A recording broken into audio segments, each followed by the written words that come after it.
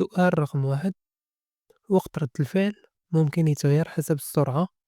نعم، لا. على حسب السائق. نعم، لا.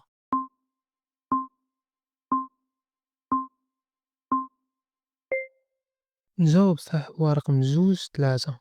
وقت رد الفعل ما ليه حتى علاقة بالسرعة، يعني داكشي علاش درنا لا. هو عنده علاقة بحالة شخصية للسائق. إلا كان السائق في حالة تعب ولا في حالة سكر، هنا تيكون وقت رد الفعل ديالو طويل. أما إلا كان في حالته الطبيعية غادي تكون رد الفعل ديالو عادية. ووقت رد الفعل كيتقدر زمنيا بالثانية في جميع الحالات. وبالنسبة للسرعة راه ما ليها حتى علاقة، الطوموبيلة تتبقى غادا بالسرعة ديالها، حيت هاديك الساعات يلاه السائق غيدير ردة الفعل وغيضغط على الفرامل، باقي ما ضغطش على الفرامل يعني راه باقي السرعة ديال السيارة تبقى غادا بنفس السرعة. يعني الجواب صحيح ورقم 2 3. ننتقلوا للسؤال الموالي. السؤال الثاني: عدم توازن العربة في الطريق يمكن يكون ناتج عن الحمولة الزائدة، سوء توزيع الحمولة.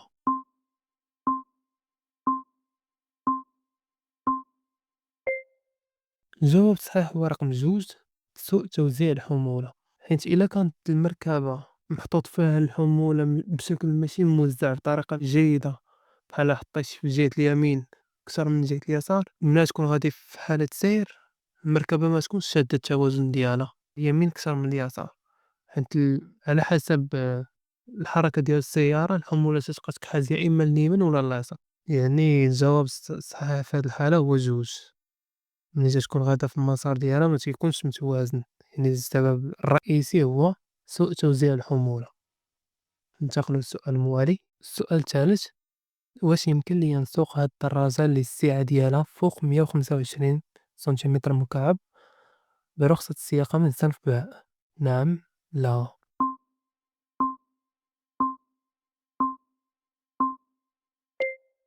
الجواب صح هو رقم 2 لا. ملي تتكون الدراجة السعة ديالها فايتة 125 سنتيمتر مكعب ما يمكنش أن نسوقها برخصة السياقة من صنف باء. هذه عندها رخصة السياقة ديالها خاصة بها. يعني الجواب صح هو رقم 2 لا، ما يمكنش أن نسوقها. ندوزو للسؤال الموالي. السؤال الرابع: هاد الطريق بها أشغال؟ نعم، لا.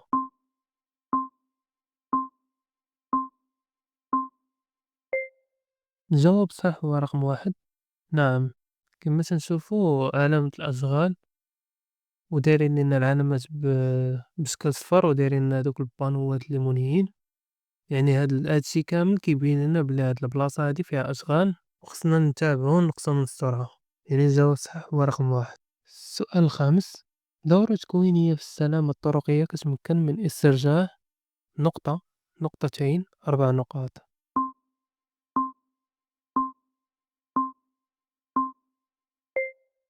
الجواب الصحيح هو رقم 3 4 ديال النقاط.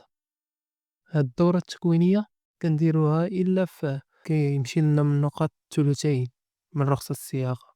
في هاد الحالة كيتوجب علينا نديرو الدورة التكوينية باش نسترجعو 4 النقاط. وهاد الدورة التكوينية ملي كديرها وكتاخد هادوك 4 النقاط ميمكنش لك ديرها حتى تتفوت 3 سنين، عاد يمكن لك ديرها مرة أخرى. يعني الجواب الصحيح في هاد الحالة هو 3، غادي ترجع لنا 4 ديال النقاط. ننتقلو للسؤال الموالي. السؤال السادس: عدم احترام الضوء الأحمر كيعاقب 300 درهم، 500 درهم، 700 درهم.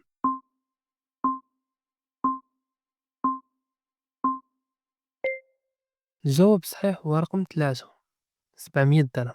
إلا ما احترمتش الضوء الأحمر هذه كتعتبر مخالفة من الدرجة الأولى وفيها غرامة ديال 700 درهم. ولكن إلا خلصتيها في نفس النهار غادي تخلص 400 درهم.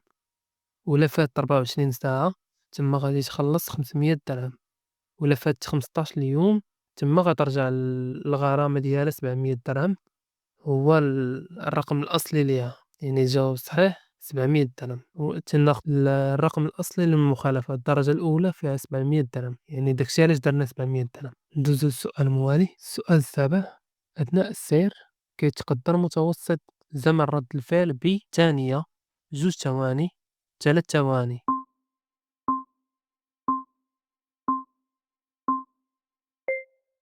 الجواب الصحيح هو رقم 1 كيتقدّر بثانية، والثانية كرقم هي تتساوي 3. داكشي علاش ملي كنبغيو نحسبوا زمن رَد الفعل كناخدوا العُسُر وكنضربوه في 3 حيت رَد الفعل فيه ثانية، وفي هاد الحالة قالنا المتوسط ديال زمن رَد الفعل خصنا نديرو ليهم 1 ثانية. ننتقلوا للسؤال الموالي. السؤال الثامن: في هاد الحالة نبّه بإشارة ضوئية، نزِد أقصى اليمين، نقص من السرعة.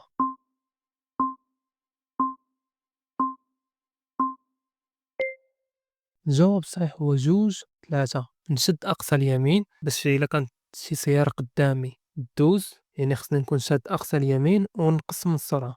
الجواب الصحيح هو 2 3. أما نبه بإشارة ضوئية ما لها حتى علاقة، لأن في هاد الحالة الشمس ما كتخلينيش نشوف الطريق مزيان، يعني شنو خصني ندير؟ خصني نشد اليمين ونقص من السرعة. الجواب الصحيح هو 2 3. ندوزو للسؤال الموالي. السؤال التاسع: صيانة المركبة باستمرار تقي من الإصلاحات الغالية؟ نعم لا. تقي من وقوع الحوادث؟ نعم لا.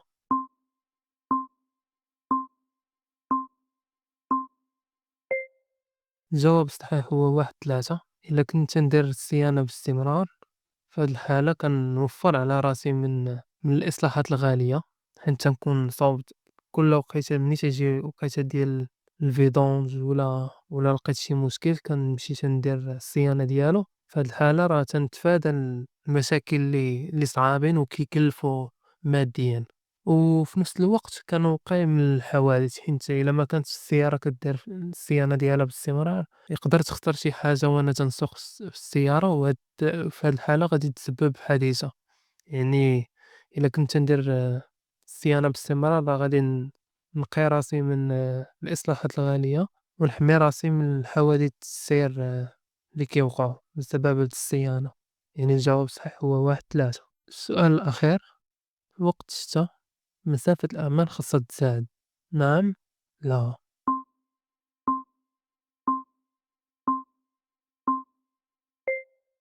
الجواب الصحيح هو 1 نعم.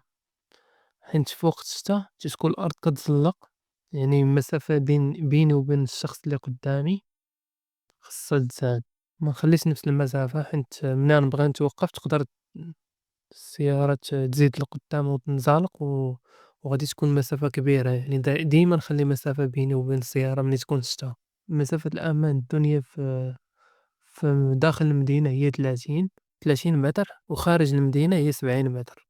يعني هاديك 30 متر إلا كانت الشتا خاصها تولي خاصها تضاعف تضرب في 2، خصني نخلي بيني وبين السيارة اللي قدامي 60 متر، يعني مسافة الأمان كتزاد في وقت الشتا. في هاد الحالة وصلنا للنهاية ديال الفيديو، ما تنساش تضغطوا على لايك وسبسكرايب باش يوصلكم أي جديد للقناة. نتلاقاو في الفيديو المقبل.